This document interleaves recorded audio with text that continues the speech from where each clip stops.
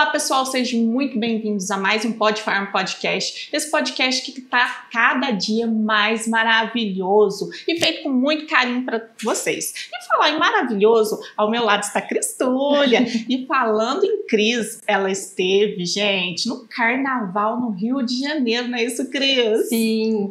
Olá pessoal, tudo bem? Gente, recomendo muito, um carnaval maravilhoso. Se vocês não vivenciaram essa experiência, vivenciem, porque vale a pena, viu? É, Cris, valeu muito a pena. Nossa, valeu. O resquício dele que não tá valendo, meu Jesus seja abençoado. Se alguém achar minha alma passando por aí, ela não chegou ainda, o download não completou. Mas já a gente tá 100%. Se tiver algumas falhas aí de voz, vocês perdoem, porque ela ainda tá recuperando aí, tá chegando, gente, o download chega. De semana que vem eu vou estar mais completa.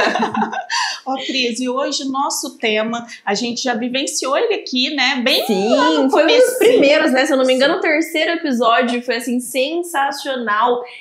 Falar sobre esse tema por trazer conhecimento para as pessoas, que eu acho que é um dos principais objetivos do podcast, né? Sim. Trazer informação para que vocês saibam de pessoas que trabalham na área, que são experientes na área, para não dar nenhuma gafe, né, sobre o assunto. Com certeza. E a gente teve um episódio bem lá no começo que foi com a Mariela e com, deixa eu me lembrar, a Mariela e a Valéria Salgado, que é mãe do Pedro, que ele é autista. Mas foi diferente, né? Foi totalmente diferente o assunto. Hoje a gente vai trazer outro tipo de assunto. Então, outro tipo de abordagem sobre o assunto. Sim. Hoje nós estamos com uma neuropsicóloga formada, que trabalha voltado para essa área do autismo, do TDAH. Júlia, seja muito bem-vinda. Muito obrigada por ter aceito o nosso convite. Muito obrigada, viu? Um prazer estar aqui com vocês. Prazer é todo nosso, Júlia. E a gente estava falando um pouco, né? Você também foi diagnosticada com TDAH, é isso? Sim, eu também sou diagnosticada com TDAH, né? Foi algo que eu descobri na minha adolescência, mas que, assim, me ajudou muito a chegar onde eu cheguei hoje, né? Sim. Assim, com essa ajuda que eu tive. Conta um pouquinho pra gente como é que foi isso, como que foi...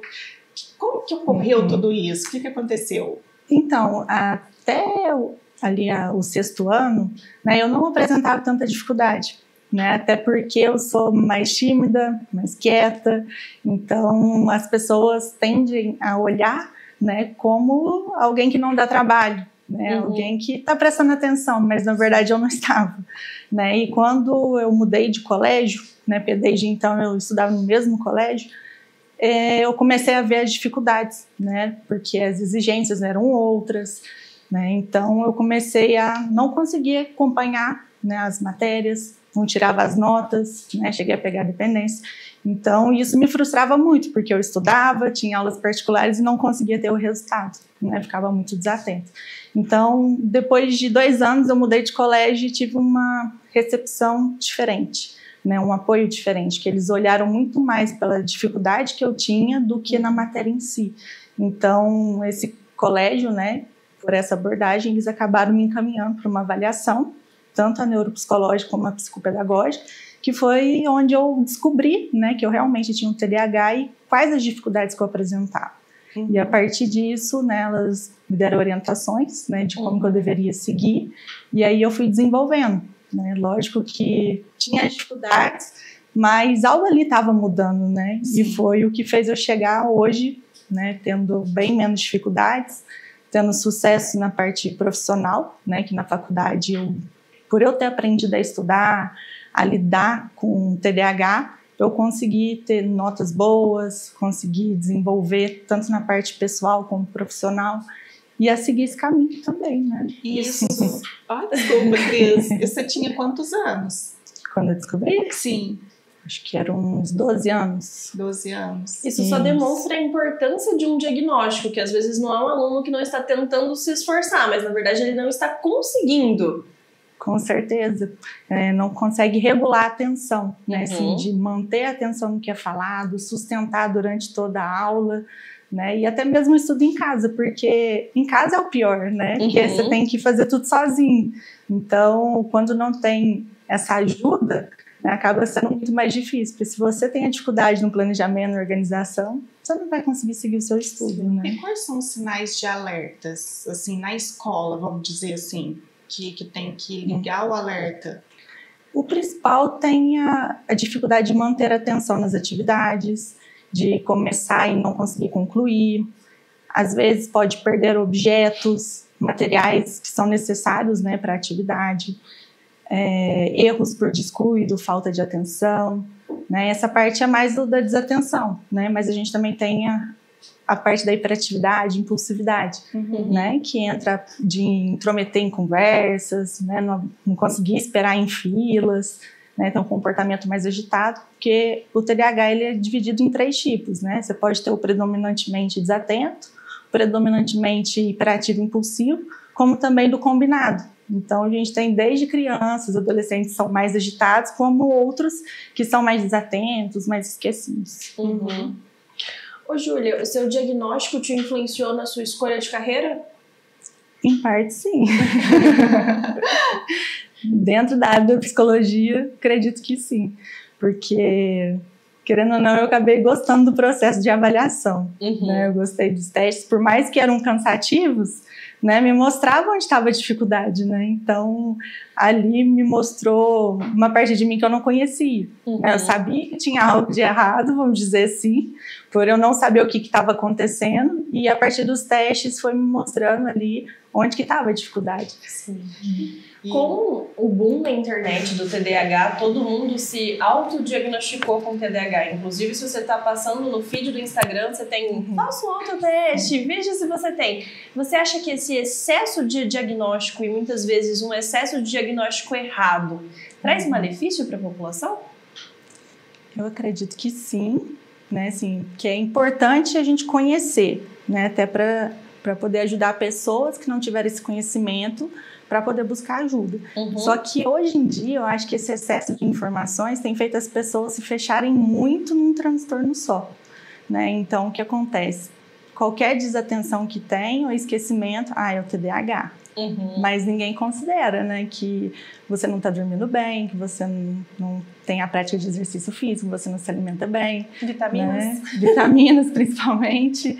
Tem a sobrecarga, né, de atividades, que ninguém olha para isso. E até a questão das telas, né, que hoje as pessoas têm focado muito, tem muita informação a todo momento, e aí tudo é voltado para o lado do TDAH.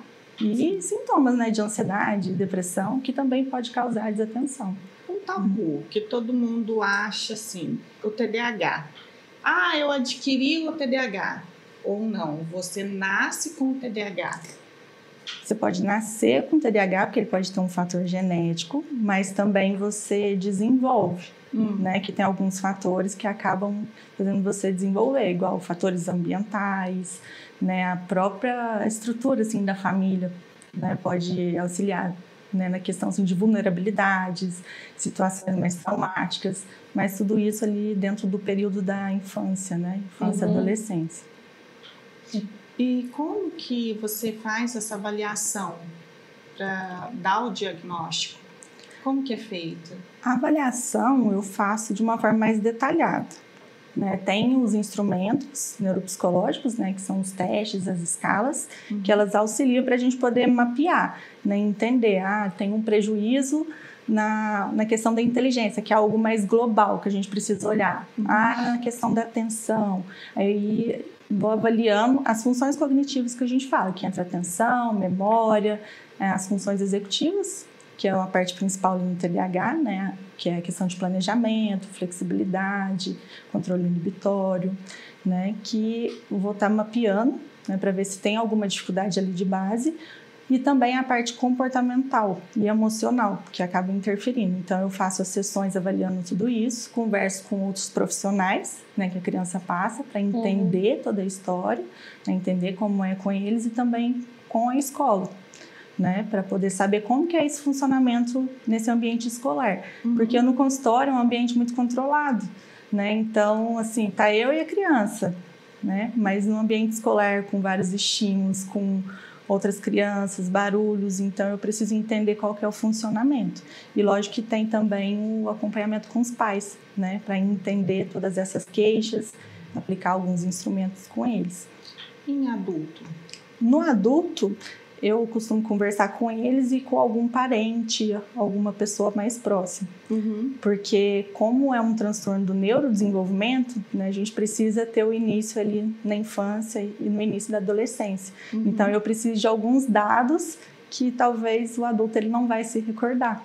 Né? Então por isso que é importante ter esse contato com o outro informante. Todo paciente diagnosticado com TDAH é necessário ser medicado ou não? Não é uma regra, depende muito do prejuízo que está tendo.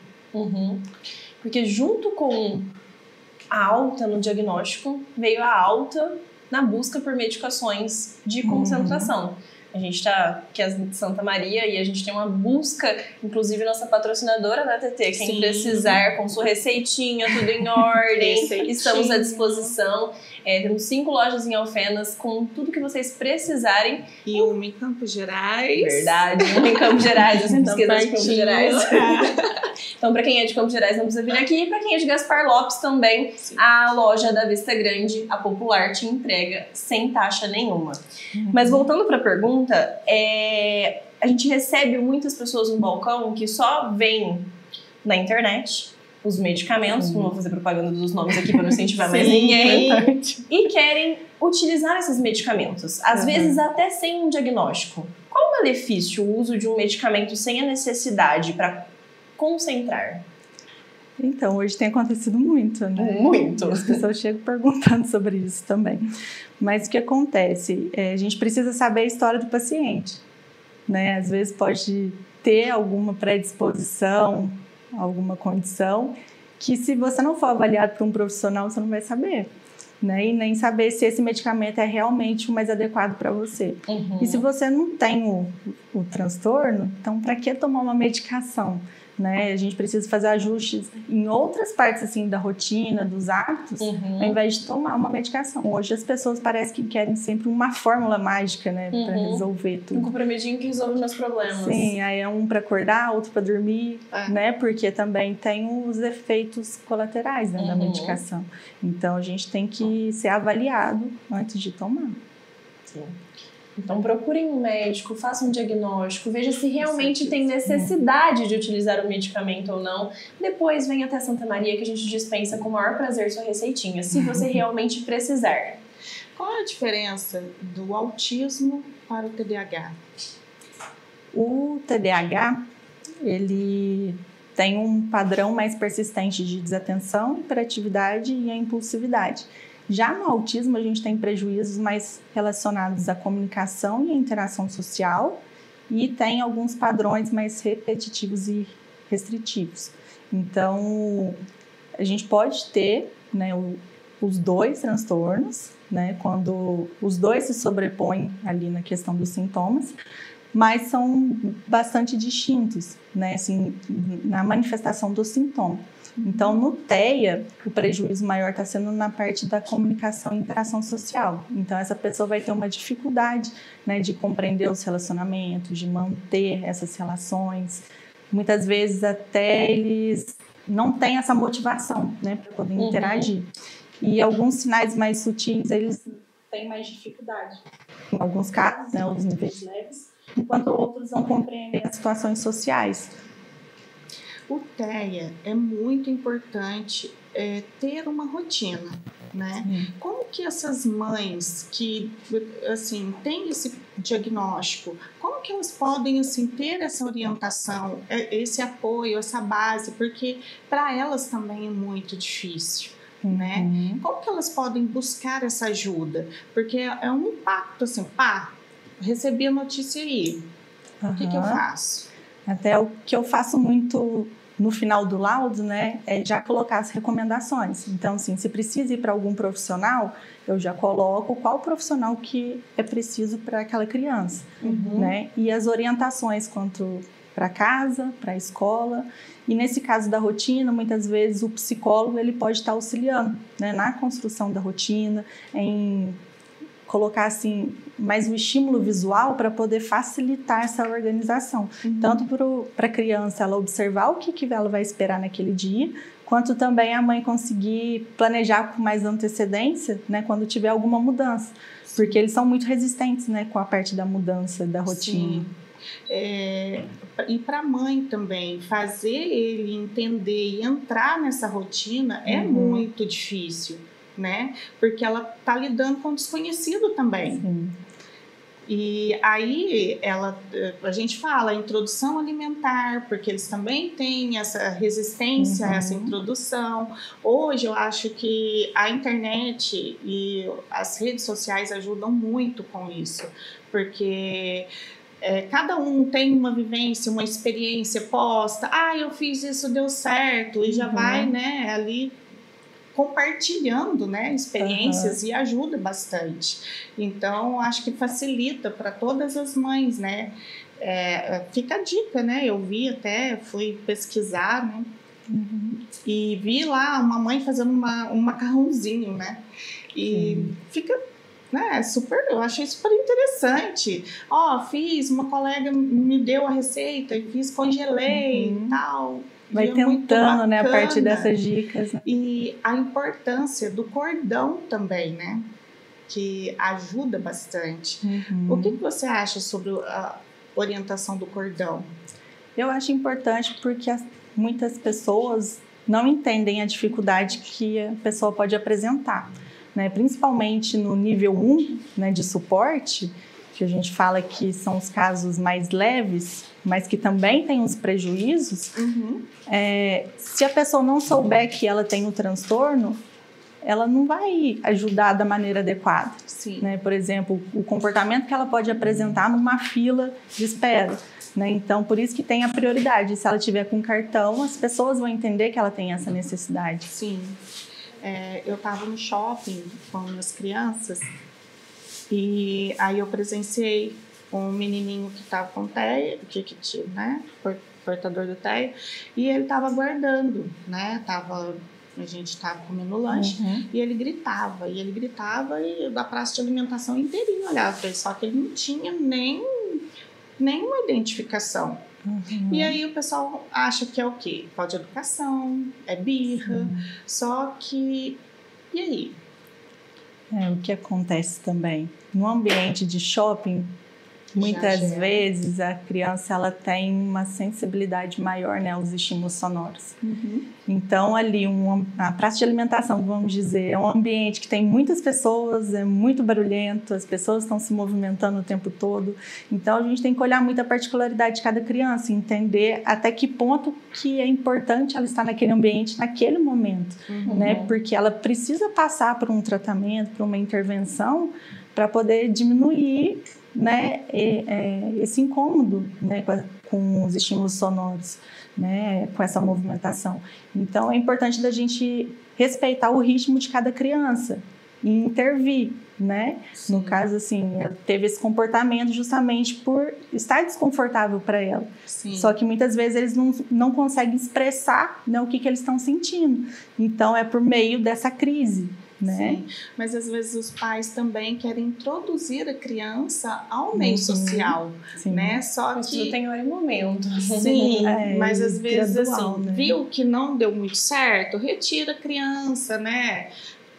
Há casos, né? Sim. Porque a gente trouxe, esse seria o específico pro TEA. Pro TEA. E tem o de girassol também. O de Esse que é girassol utilizado no TDAH, né? Ah, tá, é pro TDAH. TDAH e outras condições também. Certo. Então, as cores específicas têm algum significado? Ou você... eu já não sei. Então, gente, a gente trouxe até para vocês conhecerem que é o cordão, caso alguém não tenha visto ainda. Então, se vocês identificarem alguma criança, algum adulto na rua, não é para descriminalizar, não é para marcar, é apenas para ter uma aceitação da população, para que você entenda, caso tenha uma situação desconfortável como essa que a TT relatou numa criança, num shopping, porque não tá fazendo aquilo de propósito, não é uma birra, é apenas um respeito, né? A gente tem que respeitar, mas a pessoa apenas saiu um pouco do controle da situação dela, né, doutora? Com certeza. E saber lidar com a situação, né? Sim, respeito acho que é o principal ponto. Sim, o principal, porque a família já recebe muitos julgamentos, né? Sim. Sim. E elas não precisam disso, elas precisam desse respeito, né? Do acolhimento, um apoio. Uhum. E é desconfortável, né? Tanto para a família quanto para a criança, né? E o caso do toque, doutora, porque muitas crianças não gostam de ser tocadas, né? Então, como que deve se lidar? Isso a gente tem que entender o que significa para aquela criança, né? A gente tem que respeitar a forma dela, que muitas vezes ela pode gostar de um toque diferente, né? Então a gente tem que ter esse cuidado, porque isso pode intensificar, né, esse comportamento da criança e ela acabar tendo uma crise, né? Por você forçar algo que está sendo desconfortável para ela. Sim. E às vezes até, não sei se esse é o termo correto, brincadeira de tio, brincadeira de vô, de chegar, colocar a mão na cabeça. A gente já teve aqui na farmácia mesmo, estava atendendo um cliente e o outro passou e foi brincar. E ela estava com a identificação.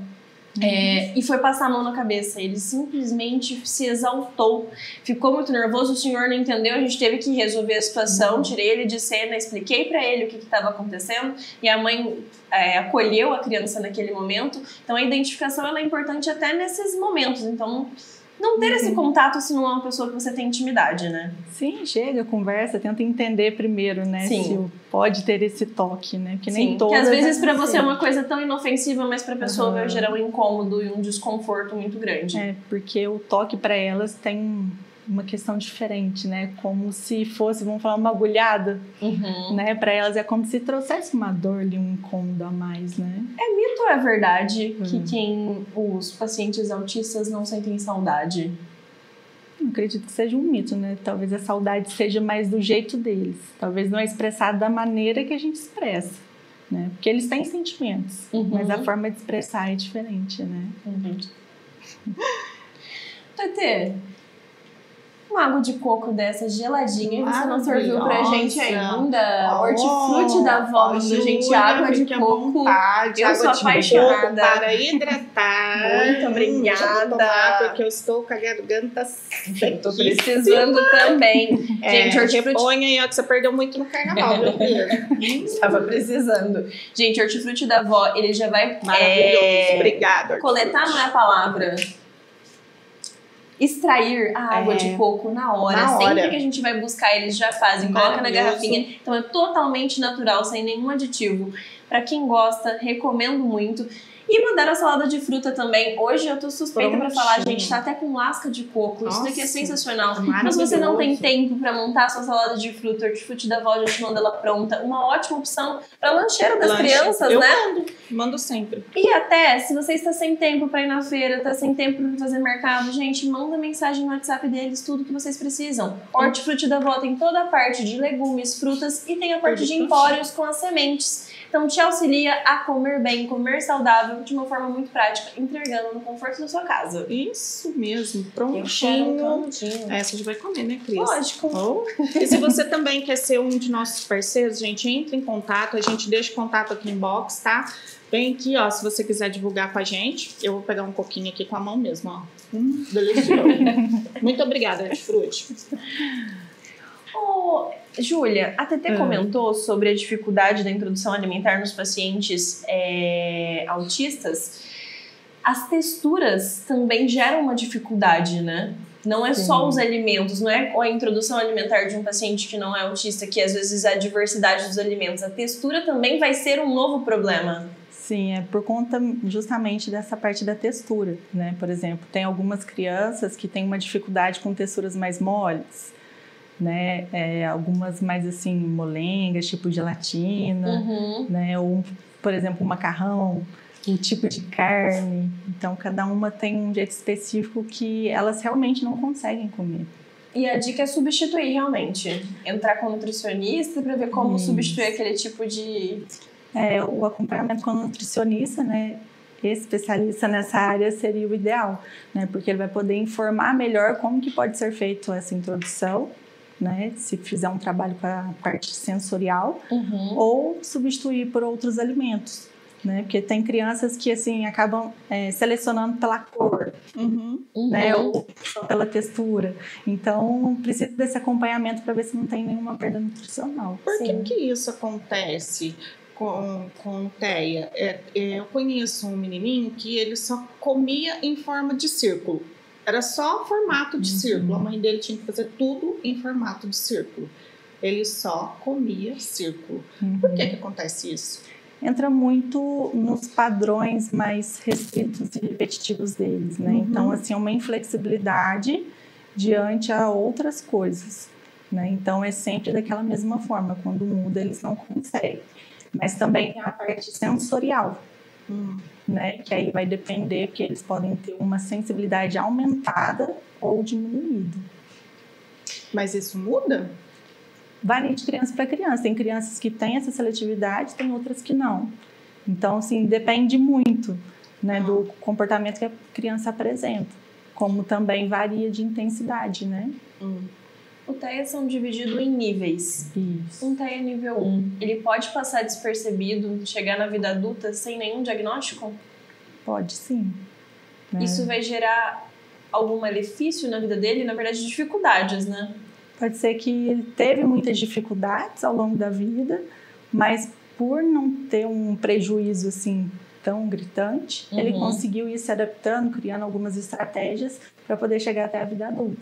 Mas pode ser que ele precise de um apoio, né, em outras situações, né, principalmente no caso de meninas, que ele se manifesta um pouco diferente, principalmente Sério? no nível 1. Sim. Por quê? Porque as mulheres, ela têm uma habilidade mais assim a gente chama de camuflagem. Então ela consegue esconder essa dificuldade porque ela vai aprendendo e criando estratégias para poder ficar mais próximo das pessoas, de se encaixar num grupo. Então é muitas vezes confundido com uma timidez, uma ansiedade social. E quando a gente vai investigar mais a fundo, a gente acha aí também os padrões restritos e repetitivos. Essa diferença entre homem e mulher, a apresentação dela no TEA, pode ser considerada hormonal? A diferença hormonal? Acredito que não.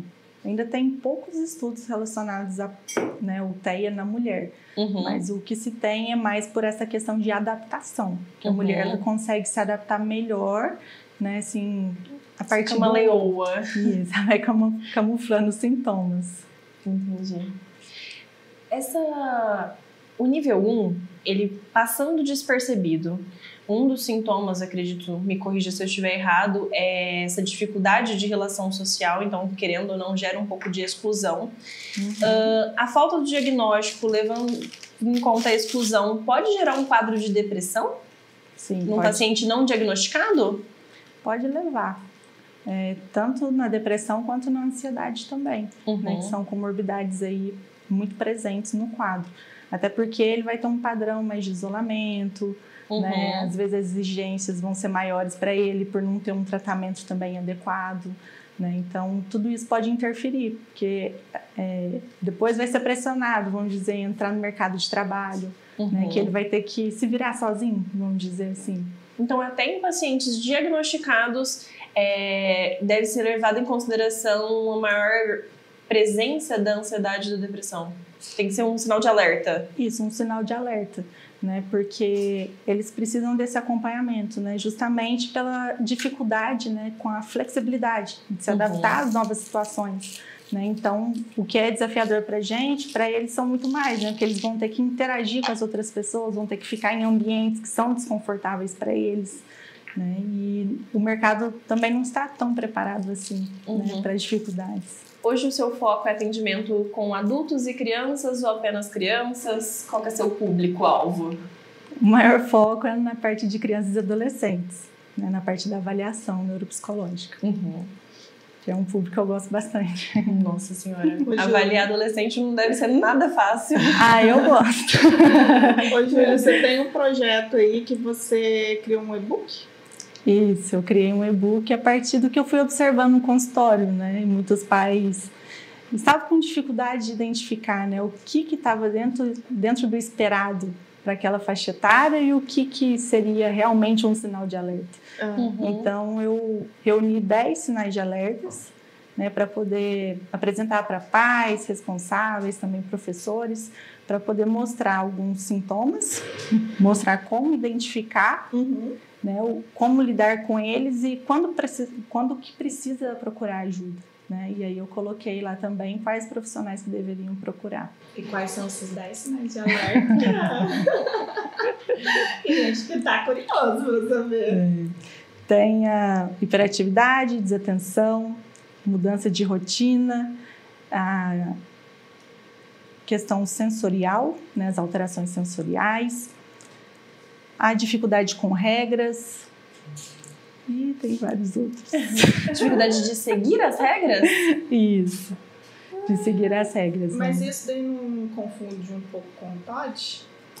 O que eu quis mostrar? Porque eu acho que todo mundo pensa já dentro do transtorno em si, né? Mas tem comportamentos que podem ser causados por outros fatores, né? Porque eu acho que as pessoas costumam muito enquadrar num transtorno. Sim. Mas tem muita coisa acontecendo, né? A gente tem que avaliar o ambiente familiar, né? A história da criança, né? Porque às vezes pode ter questão de violência, né? Então são coisas que podem estimular a ter esses comportamentos, até mesmo uma expressão, né, de algo que não está muito bem ali dentro, né? Principalmente pelos fatores emocionais, né? Sim. Na adolescência, eu acho que é o maior desafio, né, pro TEA, que é um ambiente social que requer conviver em grupo, interagir, as emoções estão muito à flor da pele, né? Com certeza, principalmente porque é um momento que tem que ter a maior interação. Né? E depende mais deles, os grupinhos vão se formando, né? E eles vão ficando talvez mais excluídos, né? Até porque muitas vezes eles têm um interesse mais restrito, né? Então eles não querem ouvir tanto, né, o que o outro está falando, eles querem falar mais daquilo que eles gostam, que eles interessam. E muitas vezes eles nem compreendem, né? Tem essa dificuldade de perceber que o outro não quer escutar tanto aquilo que ele está falando, né? Tem um hiperfoco. Ele tá falando. Com certeza. Eu coloquei assim alguns assuntos, algumas crenças. Eu gostaria que você me desse um direcionamento assim do mais ou menos do TDAH. São apenas preguiças ou desanimados, pessoas desanimadas ou preguiças. O pessoal geralmente fala muito isso, né? Que TDAH isso daí é só preguiça, é pessoa desanimada. O que você fala disso? Não tem nada disso, né? Assim, pode ter o comportamento, mas a gente tem uma base neurobiológica, né? Que é difícil para ele lidar com tantas atividades, para ele começar e manter a sequência, né, até o final do que ele precisa realizar. E é como se fosse um desgaste maior para ele, né? Então, ele demora muito tempo para realizar, começa uma, já vai para outra, e isso vai ficando cansativo, né? Porque é o tempo todo, né, tendo essas distrações. Então, não é só, né, a preguiça, a falta de disciplina, né? Ele precisa de uma orientação porque tem algo maior ali. O TOD, eles falam assim, desobediente. TOD não é TOD, é desobediência, é birra, tem que ser mais rígido. O que você fala disso? É algo difícil. Lógico que a gente tem que avaliar cada caso, né? Porque nem toda desobediência quer dizer TOD, né? Precisa de um conjunto de sintomas para poder ser considerado TOD, né? E eles têm uma dificuldade, né, de obedecer, né? Mas tudo é preciso saber como falar com eles. E nem birra é birra. Ele quer chamar atenção, quer um carinho, né? Quer um aconchego. É que algo ali não está certo para ele, né? A gente precisa entender o porquê daquele comportamento. Sim. Né? A gente olhar para além do transtorno, né? Além do diagnóstico em si. Acho que esse que é o fundamental da avaliação, né? Não olhar somente para o diagnóstico. Aí tem o TEA, né? Não tem interesse em se relacionar com os outros. Muitas vezes não tem esse interesse, né? Assim, em alguns casos, eles preferem mais estar sozinho no mundinho deles, né? Com as coisas que eles gostam, mas também tem outros que têm esse interesse, mas não têm as habilidades necessárias, para poder interagir, né? Muitas vezes é considerado como uma aproximação diferente, né? Assim, de não saber chegar e ter uma comunicação, né? Então, pode ter a ausência, como também essa dificuldade. Aí, pela dificuldade, eles preferem se isolar. Depende. Tem uns que gostam de estar próximos, mas não sabem como juntar aquele grupo, né? Por isso que é preciso de um trabalho, né, voltado para essa habilidade social. Deixa eu ver se tem mais algum. Acho que só. Você colocou mais uma. A meditação é a única solução para quem tem TDAH e TOD? É difícil. Eu falo que eu também não consigo. Eu já tentei várias vezes, mas assim, é muito importante. Né? Ajuda a controlar muito a concentração, o foco, né? Mas não é a única solução. Né? A gente precisa mais de um tratamento assim, direcionado, né? Olhando para outras partes também, porque vai ser necessário para você conseguir meditar. Né? Porque o pensamento fica muito acelerado e você precisa ter muita concentração na meditação. Né? TT, acho que as pessoas que vão ter que meditar, se não procurarem uma Mauri Contabilidades para colocar o leão em dia, hein, gente? Tá chegando o mês de abril. Então, se você não começou a separar seus documentos, manda mensagem para a Mauri Contabilidades. Ele é o contador da farmácia há 30 anos, é meu contador pessoal. Gente, pensa, entrega seu negócio na mão de quem entende. Ele entende. Já começou a pedir, né, Cris? Hã? Já começou a pedir. Já tem que começar a separar, é hora do desespero. E se você não começar, a gente vai ter que apelar pra meditação depois, porque vem... Não vou nem falar a expressão que eu pensei. Que ela não era bonita. É só na meditação. Só pra resolver. Então, a Mauri Contabilidades, a gente deixa o contato aqui, já entra em contato, não deixa pra última hora. Todo ano a gente avisa aqui com antecedência e vocês deixam pra última hora, hein? Sim. Não, e o pessoal do Mauri, gente, é profissional, de ponta. Você pode confiar, porque contabilidade não é qualquer um, hein? Porque senão você vai pagar o pato no final. Não adianta nada. Não adianta. Ô, Cris, você não me passou meu negócio. Perdão, Cris. Eu queria comeu. Não, comeu, fez propaganda, falou que tava gostoso, me passou o talher, não passou. Opa, Cris, é porque eu queria levar pra casa. Guardando o meu. Tem perguntinhas, né? Ó, então vamos lá para as perguntinhas que a Cris quer mastigar. Perdão, Cris. Gente, é porque é muito bom, realmente. O Hortifruti da Avó já manda tudo prontinho, não tem como resistir. Eu preciso dessas vitaminas para repor o carnaval, tá? Com certeza. Então você faz as perguntas. Eu faço. O TDAH é realmente grave? Sim, ele é realmente grave porque ele causa grande prejuízo na vida das pessoas. Né? Muitas pessoas não conseguem observar porque não é algo tão visível assim, né, como outras condições.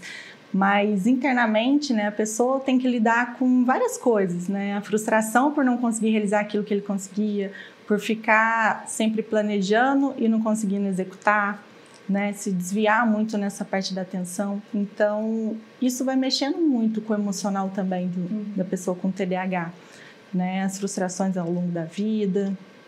O TDAH também tem níveis? Tem divisões ou é só um? Não, ele não é separado por níveis. É mais pela predominância do transtorno, né? Assim, se é predominante desatento, hiperativo impulsivo ou do tipo combinado. Só a segmentação. É mais por Mas isso. dentro dessa segmentação não tem uma intensidade? Não tem, de acordo com o manual de diagnóstico que a gente utiliza, tá? Mas a gente vê que tem pessoas que têm mais prejuízos que outras. E todo TDAH tem que tomar medicação? Não necessariamente. Depende muito da quantidade de prejuízos, né? O momento da vida. Essa quantidade de prejuízos, ela consegue ser minimizada com um acompanhamento de profissionais adequados? Em muitos casos, sim. Né? Porque aí você vai fazer um trabalho específico em torno dessas dificuldades. Né? Então, vai ser um trabalho assim, a longo prazo, né? Porque é mais difícil, então você tem que ir trabalhando na rotina, né? Também precisa entender o funcionamento dele, entender que ele muitas vezes não consegue realizar tantas atividades como uma outra pessoa, então ele vai ter que aprender o funcionamento.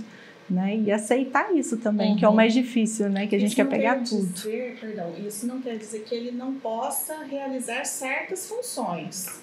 Ele pode realizar algumas, Sim. não todas.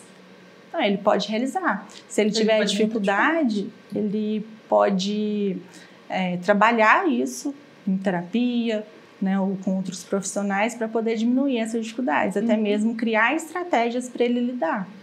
Quem está habilitado a dar um diagnóstico de TDAH? O psicólogo, o neuropsicólogo, o psiquiatra. O Instagram não? Não, né?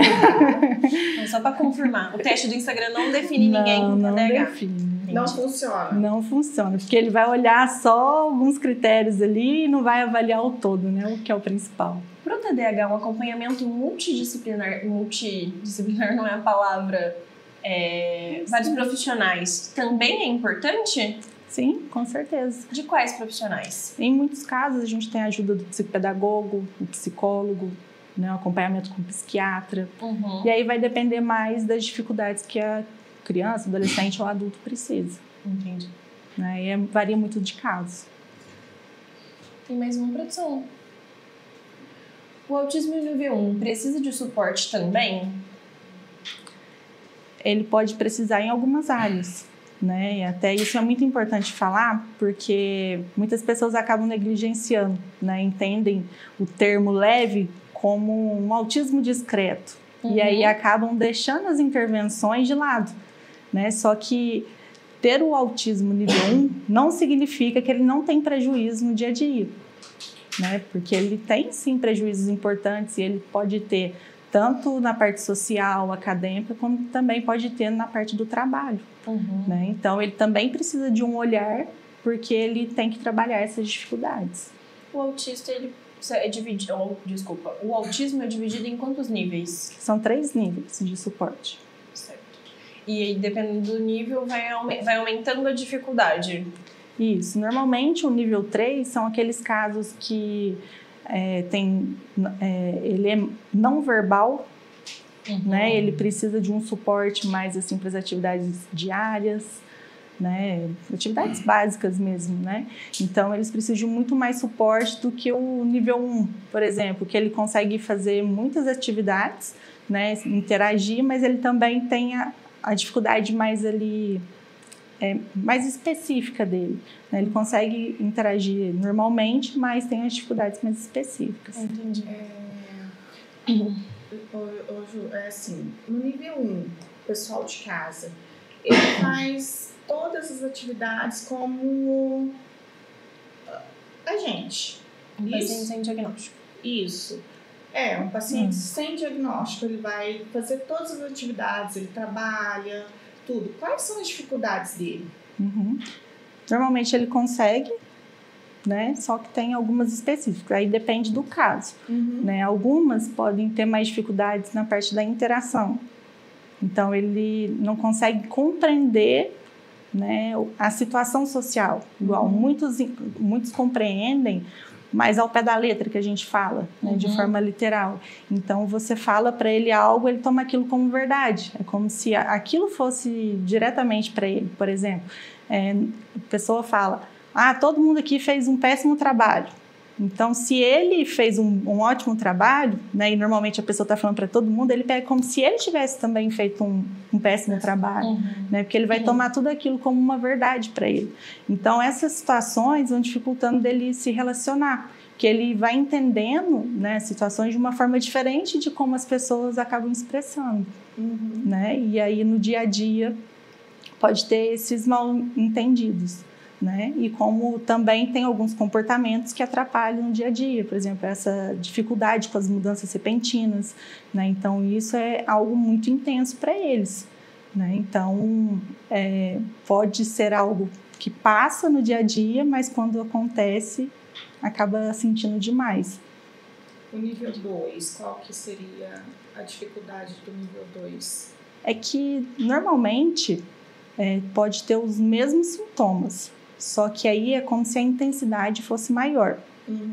Né? O que ele tem de prejuízo, por exemplo, no nível 1, que ele consegue assim, se adaptar, mas com dificuldade, para outro seria com muito mais dificuldade. Né? Então ele precisa de uma ajuda a mais para poder lidar com uma situação. Não tem, assim, comportamentos específicos. É mais no caso 3 que tem essa dificuldade, né, da comunicação, que aí normalmente é o não verbal, que aí é o que tem mais ali no prejuízo no nível 3. Mas normalmente aumenta mais a intensidade e a funcionalidade. Sim. Tem mais um? Eu sei que tem que fazer uma avaliação no meu filho. Principalmente os sintomas, né? Se os sintomas eles estão tendo uma frequência, uma intensidade maior, é importante a gente estar avaliando, né? Que assim, eu digo que é melhor a gente pecar pelo excesso do que pela falta, porque quanto antes a gente avaliar, melhor é para o desenvolvimento daquela criança, né? A gente tem uma questão de neuroplasticidade do cérebro, né? Ele vai se adaptando. Então, as intervenções, quando realizadas de forma precoce, elas têm um melhor prognóstico, né? E essa avaliação, mãe, vou repetir a pergunta do TDAH, mas quem pode fazer um diagnóstico pro autismo? São os mesmos profissionais, né? Tem outros profissionais que também podem, né? Fonoaudiólogo também pode, né? Sim, eles são específicos também, né? Mas normalmente quem fecha assim é mais o psiquiatra, o neuropediatra, né? O neurologista, mas nós também podemos dar porque a gente tem a base, né? De todo o estudo, de todo o laudo ali apresentando os comportamentos, porque a gente precisa avaliar a história clínica, né? Dos sintomas também. Sim. A fonoaudióloga vai ser importante no nível 2 e 3 ou no nível 1 também? Alguns casos no nível 1 a gente também recomenda a fono, porque pode ter uma dificuldade na fala. Até em muitos casos tem a ecolalia que a gente fala, né? Que seria uma repetição de frases ou palavras, né? Que começa a fazer de forma repetida mesmo, né? Então, por exemplo, o paciente ele pode repetir a mesma frase 3 vezes seguidas, ele vai repetindo essas perguntas, ou ele escuta num desenho e depois vai levando isso para o dia a dia, né? Então, precisa ter um trabalho com a fono, né? Como também pode ter a troca, né? Sim. A importância de selecionar bem o que essas crianças estão assistindo, né? Não só para essas, mas de um modo geral, que acho que às vezes os pais deixam muito em aberto, e isso gera muito benefício, né? Com Desenhos certeza. agressivos. E que muitas vezes não são controlados, né? Sim. E aí... o atraso de fala é um dos alertas, né? Sim.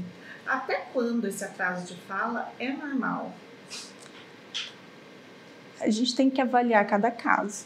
Até uns 2 anos, né, ele tá falando, mas depois disso a gente já tem que ligar um sinal de alerta e procurar ajuda.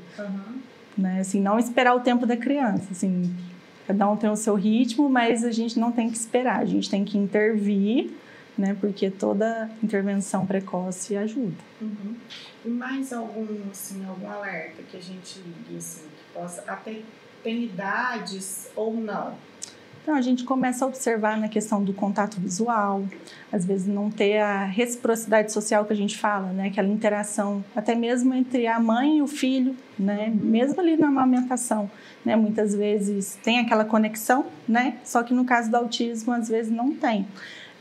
Quando pequeno, normalmente ele não consegue manter uma postura mais rígida, né? O corpinho fica mais solto, né? Então, são alguns pontos, assim, mais precoces.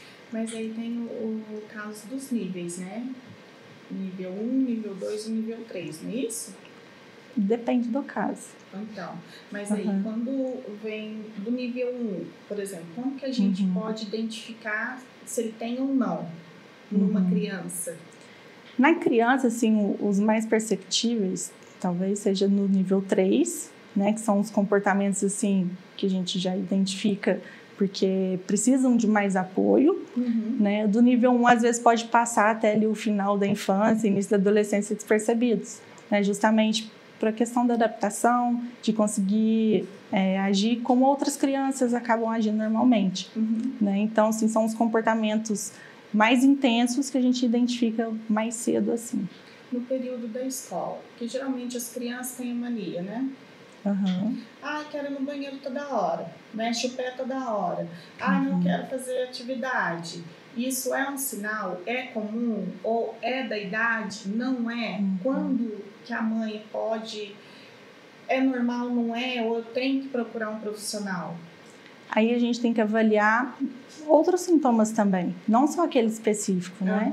Porque os transtornos, eles vêm mais com um conjunto de sintomas. Um sintoma isolado pode indicar várias coisas, né? Por exemplo, essa agitação.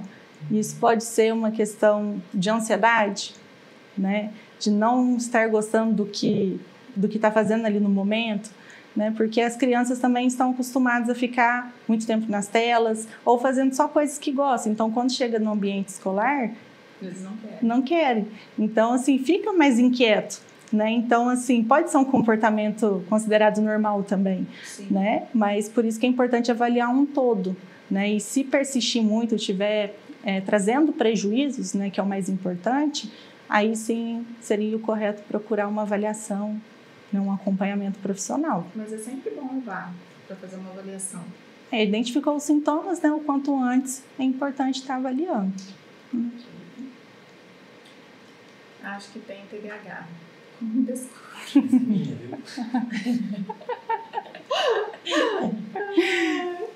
Importante uma avaliação, né? Quer marcar já, amigo? No final você já abre sua agenda pra gente. Tá, pode deixar, vem encaixar, viu? Pra evitar automedicação. Né? Isso é importante.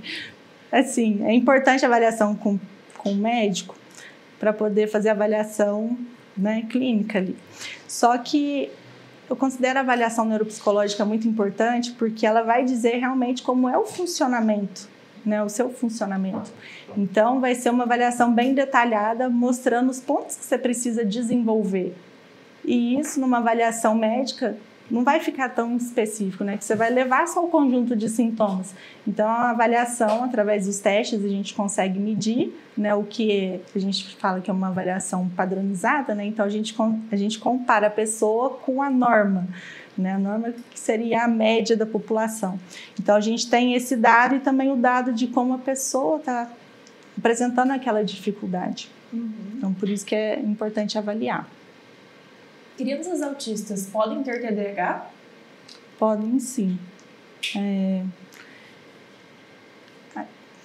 A questão do autismo com TDAH quer dizer que os sintomas eles estão se sobrepondo, né? Então, assim, ele pode apresentar tanto prejuízos na comunicação e interação social, como também esses padrões, né, que acabam interferindo no comportamento, como também tem sintomas de desatenção ou da hiperatividade e impulsividade que estão causando também muito prejuízo, né, que são os padrões mais persistentes. Tem mais uma, produção. Qual conselho você daria para quem acabou de descobrir que tem um filho autista? Primeiro, não olhar tanto para o diagnóstico em si, né, não fechar assim... ele tem TEA e é isso.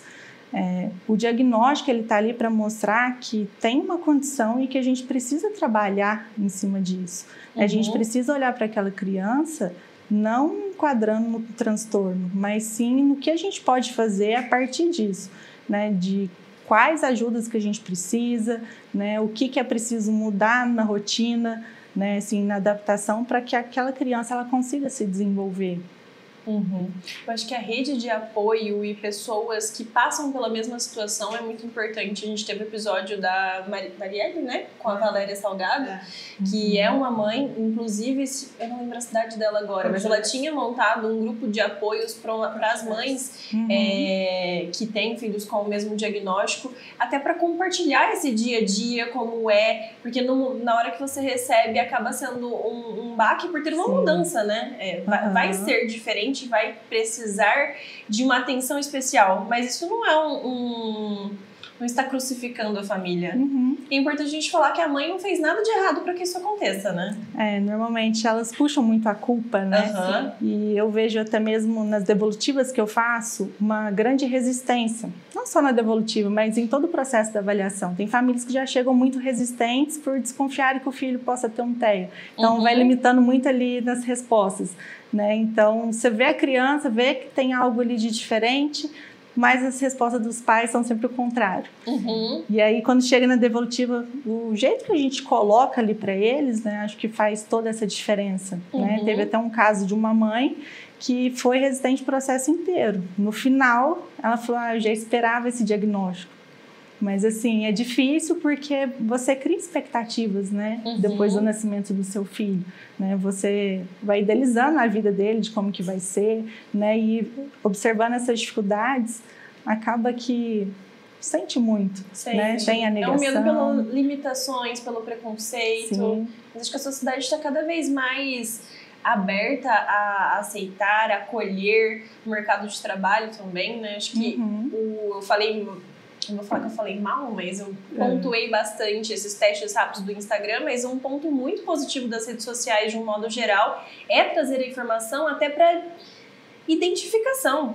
Identificar já facilita de mim, teoricamente, minimiza o preconceito. Talvez eu esteja sendo muito otimista. Eu espero. Olhar em fontes confiáveis, né? Importante. Ajuda a compartilhar experiências, como eu falei também da comida. Sim, com certeza. E até tem um trechinho de uma série que falou da adolescente, né? Que eu não lembro qual que é o nome da série. Que ela tava com uma amiga e que a amiga sentiu porque ela meio que teve um descaso com a amiga e a amiga ficou muito sentida com ela. Que entra o caso que ela, né?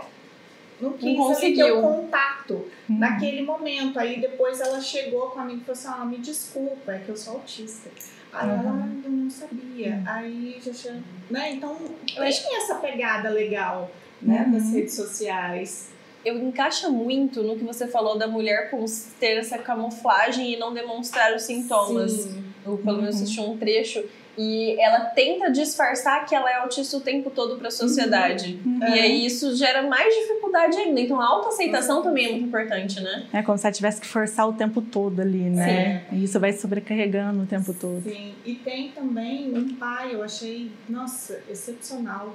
Um pai que abandonou o trabalho e criou um joguinho de computador voltado para autista por conta do filho ser autista. E ele falou assim, não ganho o que eu ganhava, mas o que eu ganho é o suficiente. E eu estou vendo meu filho feliz e estou ajudando outras crianças que são autistas. E é isso, então eu acho que ajuda bastante, né?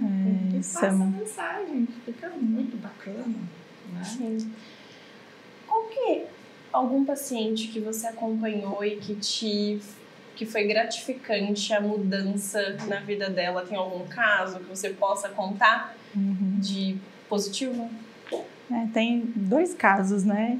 Esse da questão da resistência, né? Que eu esperava, assim, na devolutiva já a grande resistência, né? Para passar aquele diagnóstico, assim, nossa, vai ser super difícil. E quando eles compreenderam, né, o porquê do diagnóstico, né? Assim, depois que eu apresentei todos os sintomas, como foi nos testes, dias depois a mãe foi e me passou uma mensagem, né, agradecendo por tudo que eu falei na devolutiva, que eu orientei, que eu acalmei nesse momento tão difícil, né, de olhar para aquele diagnóstico não como um rótulo ali para ele, mas uma possibilidade dele poder desenvolver a partir daquele laudo.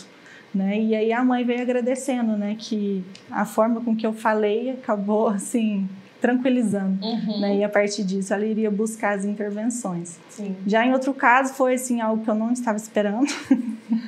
Foi até sexta-feira agora, final de tarde, né? Assim, gente já cansada. Eu entrei no Instagram, uma mãe compartilhando o meu vídeo, né? Que eu tenho postado bastante ali no Instagram.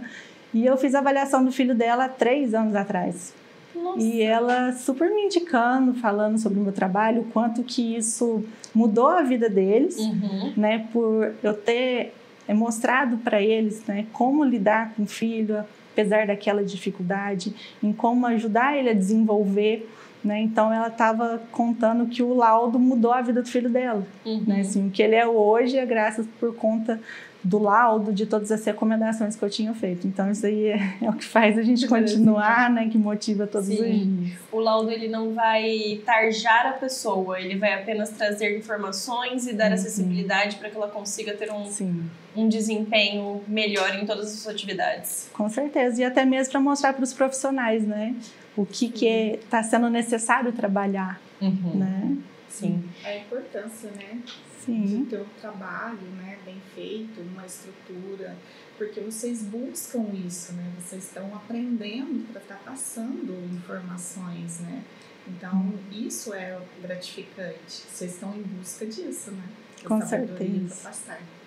O autismo está interligado com fatores genéticos ou não?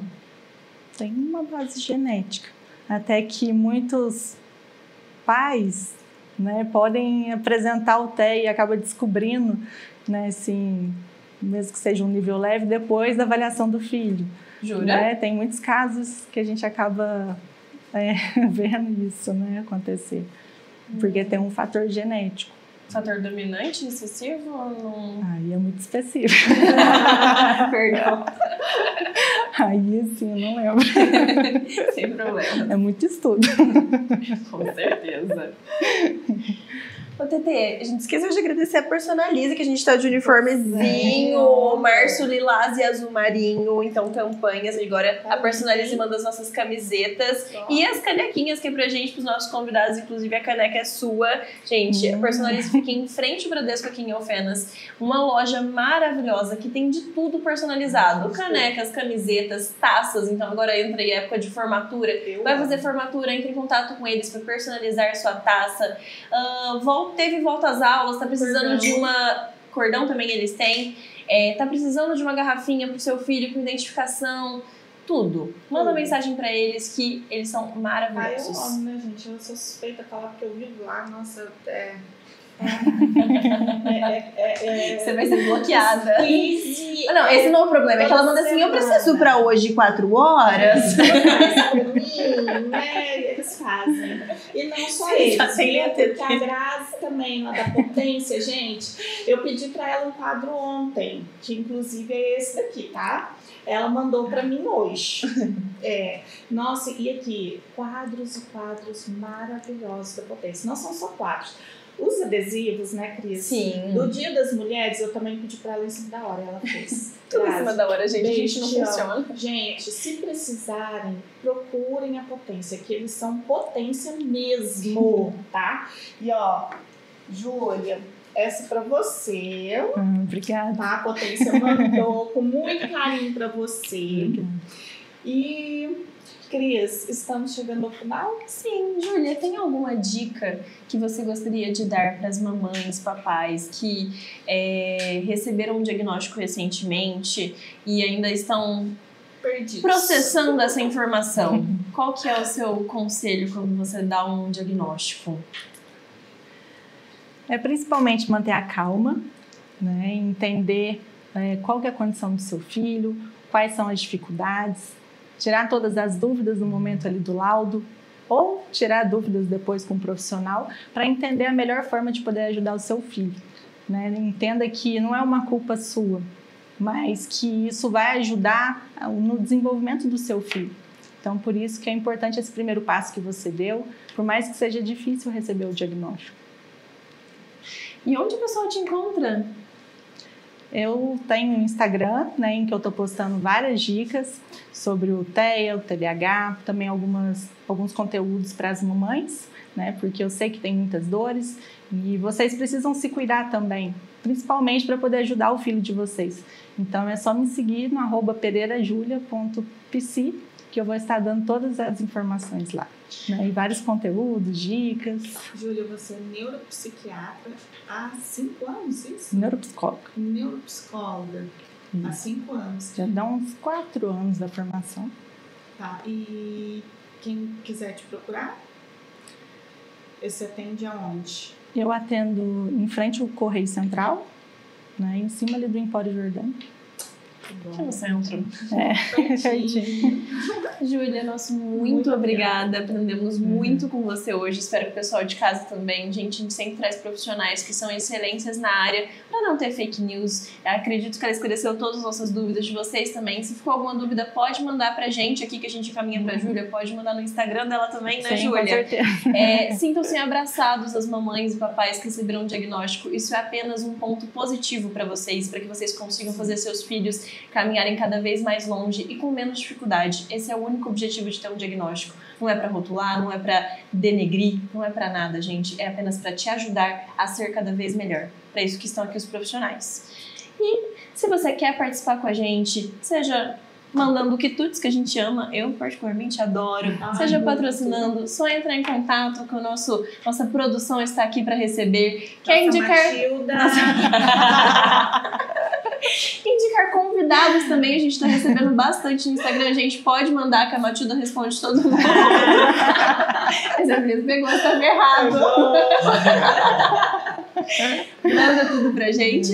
E até a próxima. Segue a gente em todas as nossas redes sociais, @podfarmpodcast. Lembrando que a gente está disponível no Spotify também. Então, se você quer estar viajando, fazendo atividade física e com certeza aprendendo bastante. E não esquece de curtir, compartilhar. Gente, deixa uma curtidinha, compartilha esse conteúdo com alguém, que eu tenho certeza que vai ser muito benéfico para alguém. Sim, Hortifruti da Vó, muito obrigada. Isso aqui tá maravilhoso. Ele sabe que eu fui lá, eu vou lá direto, peguei esse coco maravilhoso aí que eu amo. Eu gosto. Até a próxima. Tchau, tchau. We'll be